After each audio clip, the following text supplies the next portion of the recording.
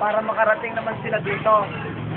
Sa pumumuno ni ma'am, radio station siya na magpapakilala para sa mga kasama niya at sa kanya. Po yung mga kating namin sa airsoft po.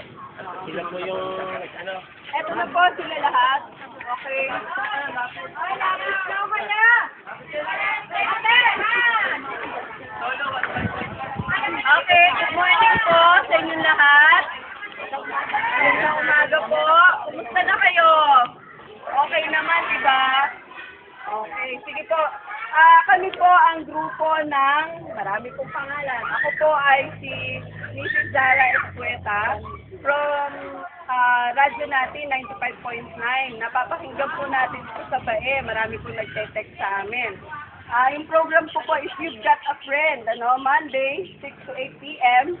At yung isa pong show nung kasama natin si DJ Nikki is Chit-Chat Show, 9 a.m. to 11 a.m. So we are from the RN 95.9 FM. At saka si Kuya Egay po kasama doon.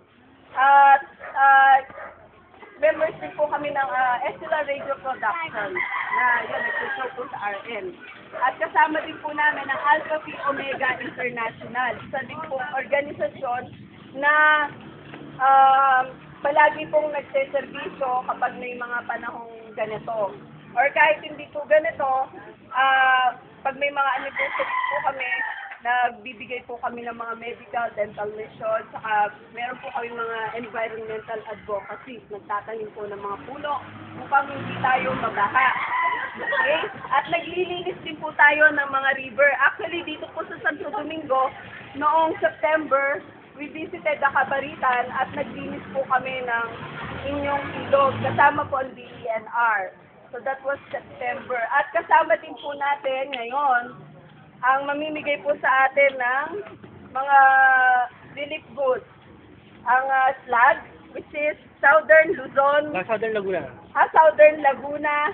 Airsoft. Airsoft. Manila. Okay. Ito po yung mga, paano ba yun?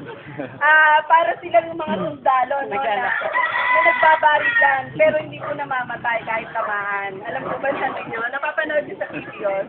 Okay, that's called Meron kami airsoft. kasamang ano tawag gama din. Okay, so let us also acknowledge another organization, which is the Tau Gamma Phi, and let us greet them a happy anniversary.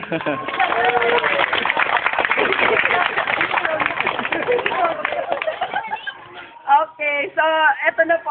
Let's start giving our relief goods, konsehal. Solo? Pasalamatan po natin sa taga-vlog. Salamat sa iyo lahat. Huh?